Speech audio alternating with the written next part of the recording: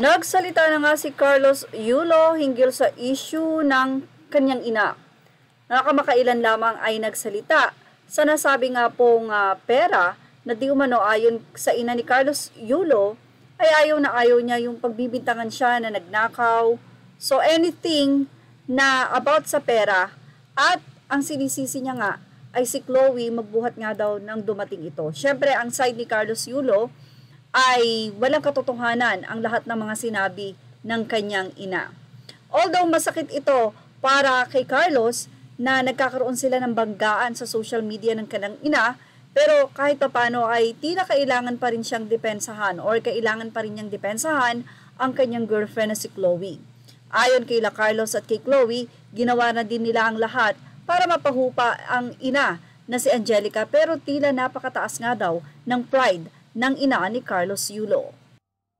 Anyway, talagang sinabi naman ni Chloe para madepensahan din siya from bashing, nakikipag-ayos talaga at ang matigas talaga ay ang ina nitong si Carlos. Ganun pa man, sabi nga ng mga netizen, ina pa rin ito at ayon nga kay Carlos, pinapatawad niya na kung ano man yung nagawa ng kanyang ina. So isa na nga lang ang pagpapatawad ng ina sa anak, kung ano man ang nagawa nito. Pero sabi nga niya, hindi siya ang lalapit, kundi dapat ang anak ang humingi ng sorry o paumanhin. Ang tanong, hihingi kaya ng paumanhin itong si Carlos, lalo na nga, ang sinabi niya sa kanyang statement ay pinapatawad na niya ang kanyang ina. Sana nga daw ay matuldo ka na doon dahil ayon kay Carlos, move on na, let's heal, at ayon sa kanya, lagi niya pinapanalangin na nasa mabuting kalagayan ng ina niya. Alam niyo, sa totoo lang, napakaiksi ng buhay, Nanay Angelica. And of course, kay Carlos, sana ma-enjoy niyo yung blessing na dumating sa buhay niyo dahil napakadalang po niyan.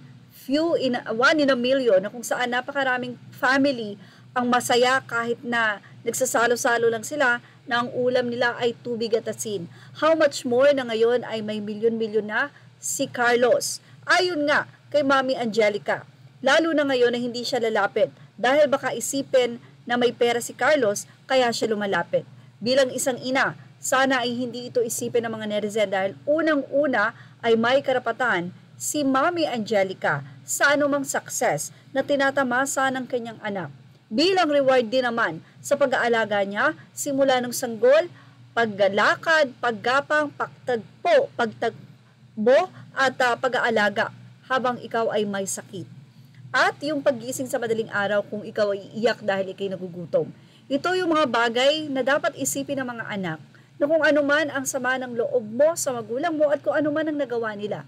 Lagi nating alalahanin yung hirap ng pag-aalaga nila sa atin kung paano sila kumukuha ng pera para sa ating makakain. Talaga namang hindi matatawaran iyon bilang isang magulang. Well, marami nga daw ang nalulungkot dahil tila ang nasa tabi nga ni Carlos Yulo ay ang girlfriend na si Chloe. Pero sana nga ay magkaayos na dahil mukhang mabait naman daw talaga rin ang pamilya ni Chloe. So Mami Angelica, mukhang ikaw na lang ang inaantay. At yan ang ating Showbiz Snap Update. Thank you for watching. Images are all credit to the rightful owners.